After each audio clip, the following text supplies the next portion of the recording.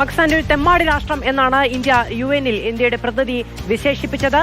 ലോക സമാധാനത്തിന് തന്നെ വിഘാതമാകുന്ന ഭീകര പ്രവർത്തനങ്ങൾക്ക് പാകിസ്ഥാൻ സ്വന്തം മണ്ണ് വിട്ടുകൊടുക്കുന്നുണ്ട്. അവരെ ട്രെയിൻ ചെയ്യാൻ, അവർക്ക് ആവശ്യമായ ഫണ്ട് കൊടുക്കാൻ, അവർക്ക് ആവശ്യമായ ആയുധം കൊടുക്കാൻ പാകിസ്ഥാൻ അവരുടെ രാജ്യത്തെ ഉപയോഗപ്പെടുത്തി എന്ന് തുറന്നു പറഞ്ഞത് ലോകം കേട്ടില്ലേ എന്ന് നമ്മൾ ചോദിക്കുന്നു. ഭീകര പ്രവർത്തനം, പഹൽഗാമിൽ നടന്ന ഭീകരാക്രമണം ഇന്ത്യയും പാകിസ്ഥാനും തമ്മിൽ മാത്രമുള്ളൊരു പ്രശ്നമല്ല, അത് ലോക സമാധാനത്തിന് നേരെയുള്ള വെല്ലുവിളിയാണ് എന്ന ഇന്ത്യയുടെ നിലപാട് യുഎനിൽ ഉയർന്നു കേൾക്കുകയാണ്.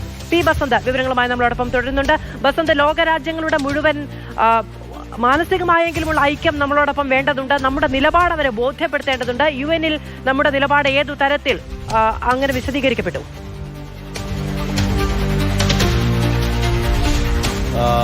അത് ലോകരാജ്യങ്ങളിലെ പൂർണ്ണമായ പിന്തുണ തന്നെയാണ് ഇന്ത്യക്കുള്ളത്. മാനസികം മാത്രമല്ല, അവർ കൃത്യമായി തന്നെ 13 ലോകരാഷ്ട്രങ്ങൾ പ്രധാനമന്ത്രി നരേന്ദ്രമോദിയെ നേരിട്ട് വിളിച്ച് ഈ വിഷയത്തിൽ ഐക്യദാർഢ്യം പ്രഖ്യാപിച്ചിട്ടുണ്ട്. ഇന്ത്യക്ക് പൂർണ്ണമായ പിന്തുണയും പ്രഖ്യാപിച്ചിരിക്കുന്ന ഒരു സാഹചര്യമാണ് ഇപ്പോൾ ഉള്ളത്.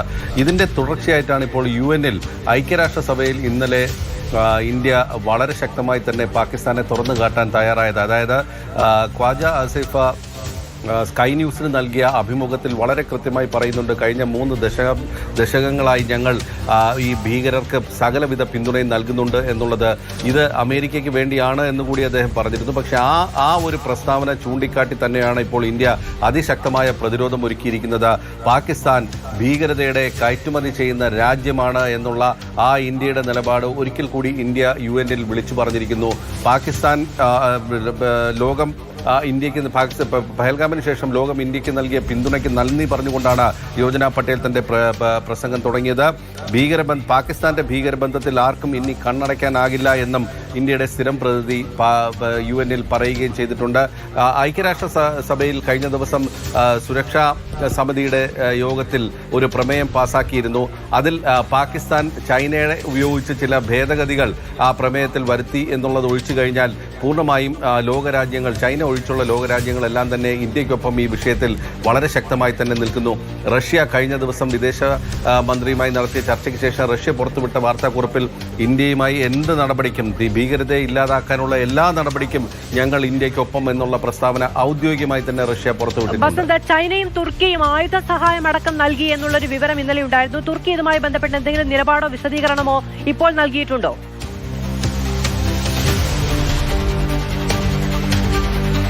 ഈ തുർക്കിയുടെ ഔദ്യോഗികമായിട്ടുള്ള യാതൊരുവിധ വിശദീകരണവും ഈ വിഷയത്തിൽ വന്നിട്ടില്ല. ഇത് സംബന്ധിച്ച വാർത്തകൾ കഴിഞ്ഞ ദിവസം വന്നിരുന്നു. ഇന്നുമുണ്ട് തുർക്കി ആയുധങ്ങൾ കൈമാറി 6 C-130 ഹെർക്കുലീസ് വിമാനങ്ങൾ, അതായത് വലിയ കാർഗോ വിമാനങ്ങൾ, ട്രാൻസ്പോർട്ട് വിമാനങ്ങൾ, അത് മിലിറ്ററി കാർഗോയുമായിട്ടാണ് വന്നത് എന്നുള്ള വിവരമാണ് പുറത്തു വരുന്നത്. അതേസമയം തുർക്കിയിലെ ചില എക്സ് ഹാൻഡിലുകൾ തുർക്കിയുടെ യുദ്ധക്കപ്പലുകൾ പാകിസ്ഥാനോടൊപ്പം ചേർത്ത് വെച്ചുകൊണ്ട് പാകിസ്ഥാനും സഹായിക്കുമെന്നുള്ള തരത്തിലുള്ള ചില വ്യാഖ്യാനങ്ങൾ പുറത്തുവിടുന്നുണ്ടുമുണ്ട്. അപ്പോൾ തുർക്കി ഏത് തരത്തിലാണ് പാകിസ്ഥാനെ ഈ വിഷയത്തിൽ സഹായിക്കുന്നത് എന്നുള്ളതാണ് കണ്ടറിയേണ്ടത്.